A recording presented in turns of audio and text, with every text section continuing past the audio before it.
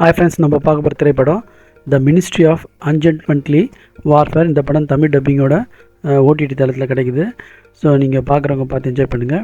இந்த படத்தை வந்து பார்த்திங்கன்னா டைரக்ட் பண்ணது கை ரிச்சி. இவர் நிறைய படத்துக்கு ஸ்க்ரீன் ப்ளேலாம் எழுதியிருக்காரு. ஸோ இதில் கோ ரைட்டிங் பார்த்திங்கன்னா பால் டாம்சி, எரிக் ஜான்சன், ஆரிஷ் மெல். நடிச்சவங்க பார்த்திங்கன்னா ஹென்ரி கவில், ஆலன் ரிச்சர்ட்சன் மற்றும் பல நடிச்சிருக்காங்க. இந்த ஹென்ரி கவில் வந்து பார்த்திங்கன்னா ஹீரோ. அவர் வந்து அக்ரிலே அந்த மாதிரி படத்தில் நடிச்சிருக்காரு. அது ஒரு ஸ்பை படம். இந்த படமும் ஒரு ஸ்பை பற்றி தான். ஸோ இந்த வீடியோ வந்து பிடிச்சிருந்தால் லைக் பண்ணுங்கள், ஷேர் பண்ணுங்கள், சப்ஸ்கிரைப் பண்ணுங்கள். அட்லீஸ்ட் நோட்டிஃபிகேஷனாக பண்ணிங்க. நான் போடுற வீடியோலாம் வந்து எல்லா படமும் வந்து தமிழில் ரிப்பீட் பண்ணுவேன். இப்போ வீடியோக்குள்ளே போகலாம் வாங்க. இந்த படம் வந்து கதை என்னன்னு பார்த்தீங்கன்னா 1941 வேர்ல்டு வார் 2 அப்போ நடக்கிறது தான் கதை. அப்போ வந்து நாஜி படைகள் வந்து ஹிட்லரால் வந்து ஃப்ரான்ஸ் தவிர எல்லா இடத்தையும் ஆக்கிரமிச்சுனே வராங்க. அப்போ வந்து வின்சன் சர்ச்சில் வந்து மறைமுகமாக ஒரு ஃபோர்ஸ் க்ரியேட் பண்ணுறாரு. அது பேர் வந்து ஆப்ரேஷன் போஸ்ட் மாஸ்டர்னு.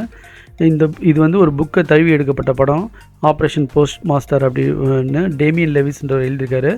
ஸோ அதுதான் வந்து இந்த படமாக எடுத்திருக்காங்க. இந்த ஆப்ரேஷன் போஸ்ட் மாஸ்டர் என்ன பார்த்திங்கன்னா, ஒரு சர்டன் பீப்புள், ஒரு ஒரு 6-7 பேருமே கொண்ட ஒரு ஸ்பை கும்பல் வந்து பார்த்திங்கன்னா மறைமுகமாக அந்த யூ போட்டுன்ற இதில் நாசிஸோட யூ போட்டு அந்த போட் சப்ளைஸ்லாம் வந்து அவங்க தடுப்பாங்க.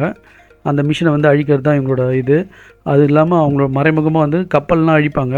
அதான் அவங்களோட பேஸ் இது.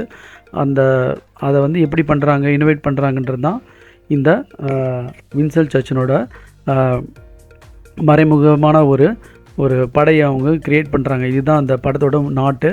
இந்த படத்தில் ஃபஸ்ட்டு சீன் வந்து பார்த்திங்கன்னா, ஒரு போட் அழிக்கிறதுக்கு வந்து ஜெர்மன் சோல்ஜர்ஸ்லாம் வருவாங்க அந்த மெரெயினில். அப்போ வந்து பார்த்திங்கன்னா இவங்க அழகாக பேசினே இருப்பாங்க. அந்த சீன் இன்ட்ரோ வந்து அவங்களோட ஸ்பை டீமோட இன்ட்ரோ வந்து ரொம்ப சூப்பராக இருக்கும். அது இல்லாமல் ஒரு பெரிய கப்பலை அவங்க அழிப்பாங்க. அது லைவாகவும் உண்மையில் நடந்த இதையும் நம்மளுக்கு காட்டுவாங்க. அது வந்து ரொம்ப சூப்பராக இருக்கும்.